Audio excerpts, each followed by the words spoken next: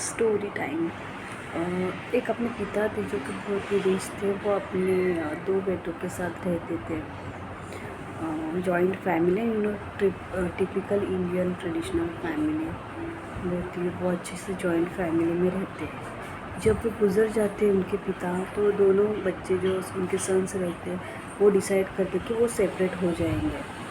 उसके बाद जो भी उनका प्रॉपर्टी होता है वो 50-50% करके वो लोग डिवाइडेड करते हैं। जो भी जितना जो प्रॉपर्टी होता है 50-50% डिवाइडेड करते हैं। देन उनको एक हिडन एक ये बॉक्स मिलता है। उसमें एक दो रिंग्स रहते हैं, 2 रिंग्स।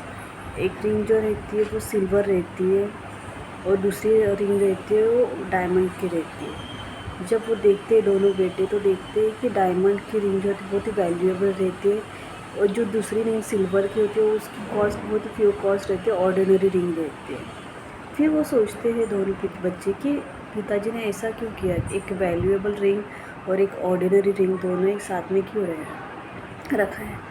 जब वो सेपरेट हो जाते हैं तो बच्चे, जो उनका एल्डर सन होता है, वो बोलता है कि मैं जो डायमंड की रिंग है वो मैं अच्छे से संभाल सकता हूँ। उसके मन में ना ग्रीड आ जाता है। तब वो अपने यंगर ब्रदर को बोलता है कि मैं डायमंड की जो रिंग है मैं अच्छे से संभाल सकता हूँ, मैं बड़ा बेटा हूँ तो मैं उसको अच्छे से संभाल सकता हूँ। तो यंगर ब्रदर वो स्माइल करता है और किसे ओके नो प्रॉब्लम।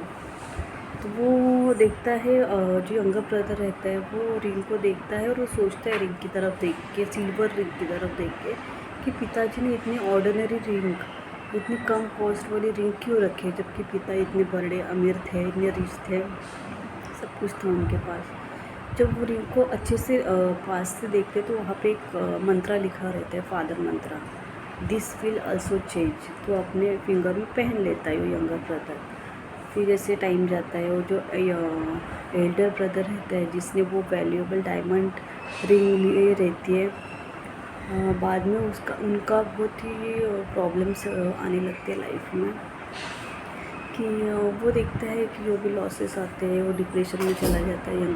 जो एल्डर ब्रदर रहता है डिप्रेशन में चला जाता है, हाइपरटेंशन है ना, और रात में नींद नहीं आना, बिजनेस की वजह से उसका बिजनेस धीरे धीरे ठप होने लगता है। तो डिप्रेशन में चला जाता है, गोलियां दवाई लेने लगता है, शॉक ट्रीटमेंट लेता है। ऐसे धीरे धीरे उसका बहुत सारा लॉस होने लगता है। और जो यंगर ब्रदर रहता है उसके भी लाइफ में प्रॉब्लम्स आने लगते हैं, लेकिन वो एंजॉय करता है, वो भागता नहीं है सिचुएशन से। क्यों? क्योंकि उसके हाथ में जो सिल्वर रिंग की थी, वो सिल्वर रिंग थी जो उसके पिताजी ने दी थी, वहाँ पे मंत्रा जो लिखा था दिस विल आल्सो चेंज।